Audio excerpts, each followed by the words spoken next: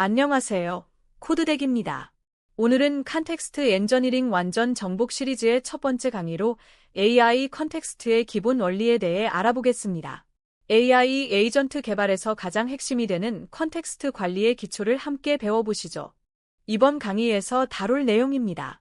먼저 컨텍스트 아키텍처가 무엇인지 알아보고 시스템 프롬프트, 툴 정의, 메시지 히스토리의 역할을 살펴봅니다.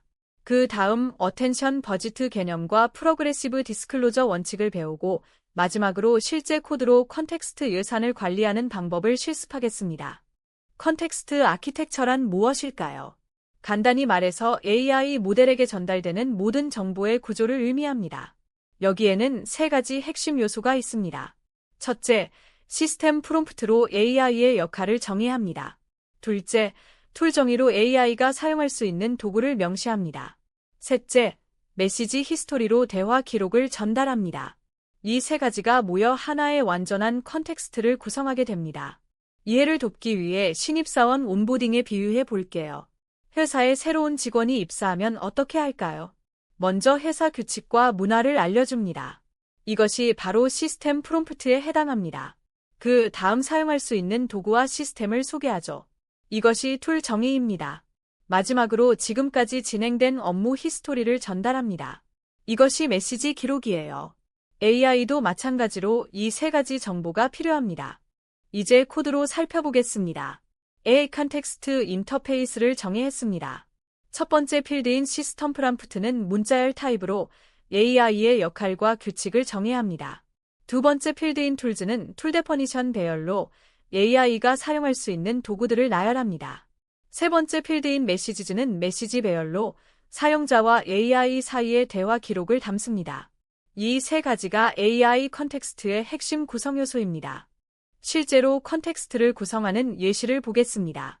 시스템 프롬프트에 당신은 코드 리뷰 전문가입니다라고 역할을 정의했습니다.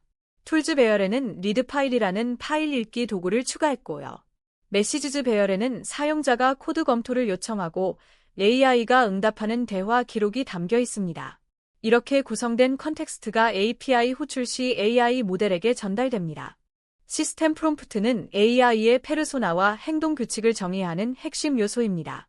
예를 들어 친절한 고객 상담원입니다라고 하면 AI는 그에 맞게 행동합니다.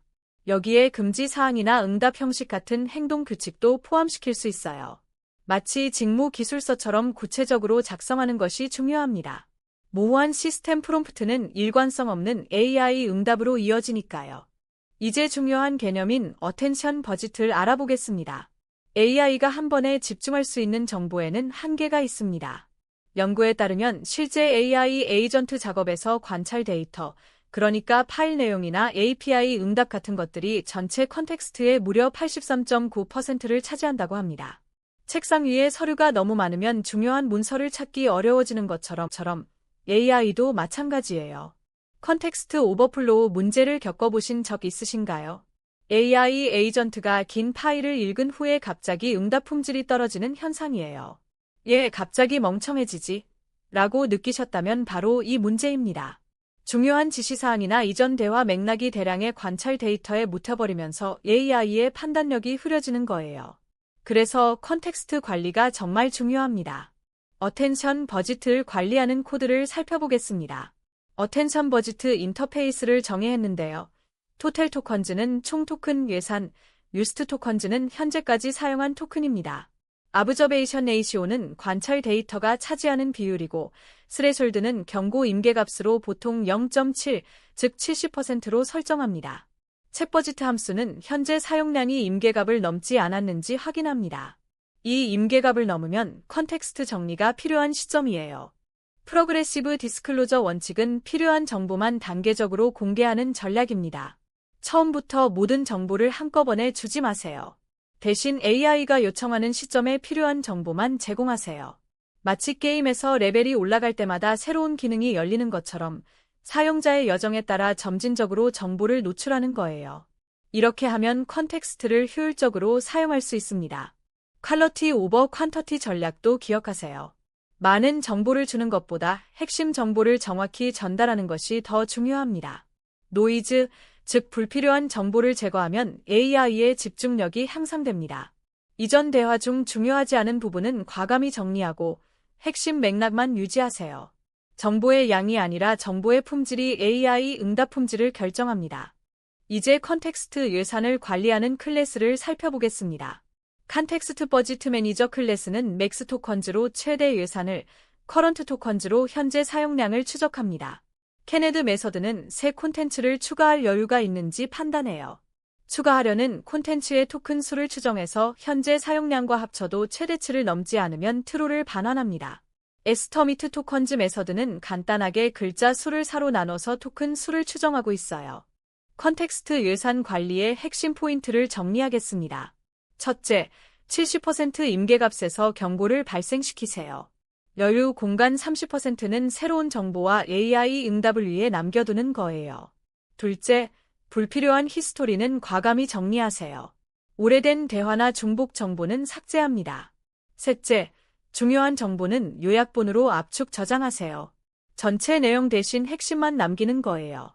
프로그레시브 로딩 구현은 대용량 데이터를 다룰 때 필수입니다. 한 번에 모든 파일을 로드하면 컨텍스트가 터져버려요. 대신 필요한 부분만 선택적으로 로딩하는 레이지 로딩 패턴을 적용하세요. 사용자가 특정 정보를 요청할 때만 해당 부분을 로드하는 거예요. 이렇게 하면 어텐션 버짓을 효율적으로 사용할 수 있습니다. 프로그레시브 로딩을 구현한 코드입니다. 로드 프로그레시브리 함수는 async 제너레이터를 반환해요. 파일 패스에서 파일을 읽고 줄 단위로 분리한 다음 청 사이즈만큼씩 나눠서 일드합니다. 기본 청크 사이즈는 1000줄이에요. 이렇게 하면 대용량 파일도 청크 단위로 나눠서 점진적으로 처리할 수 있어요. 필요한 청크만 가져다 쓰면 되니까 메모리와 컨텍스트 모두 효율적으로 관리됩니다. 실무 적용 팁 첫 번째, 시스템 프롬프트는 명확하고 구체적으로 작성하세요. 좋은 답변을 해주세요 같은 모호한 표현 대신 사용자의 질문에 3문장 이내로 답변하고 코드 예시가 필요하면 타입스크립트로 작성하세요 처럼 구체적인 지침을 주세요. 예시와 함께 작성하면 AI가 더 정확하게 의도를 파악할 수 있습니다. 실무 적용 팁 두 번째, 툴 정의를 상세하게 작성하세요. 도구 이름만 달랑 주면 AI가 언제 어떻게 사용해야 할지 혼란스러워해요. 도구의 용도, 파라미터 타입, 반환값 형식을 명확히 기술하세요. 사용 예시를 포함하면 더 좋습니다. 잘 정의된 툴은 AI 에이전트의 자율성과 정확성을 높여줍니다. 실무 적용 팁 세 번째, 메시지 히스토리를 주기적으로 정리하세요. 모든 대화를 보관할 필요는 없어요. 오래된 대화는 핵심 내용만 요약해서 보관하고 중복되는 정보는 제거하세요. 결정사항이나 중요한 맥락만 보존하면 됩니다. 깔끔한 히스토리는 AI가 현재 상황에 더 집중할 수 있게 해줍니다. 오늘 배운 내용을 정리해 볼게요. 컨텍스트 아키텍처는 시스템 프롬프트, 툴 정의, 메시지 히스토리 세 가지로 구성됩니다. 어텐션 버짓은 AI가 집중할 수 있는 한계이며 이를 관리하지 않으면 응답 품질이 저하됩니다. 프로그레시브 디스클로저와 퀄리티 오버 퀀터티 전략으로 효율적인 컨텍스트 관리가 가능합니다. 다음 강의에서는 더 심화된 컨텍스트 최적화 기법을 다루겠습니다. 시청해 주셔서 감사합니다.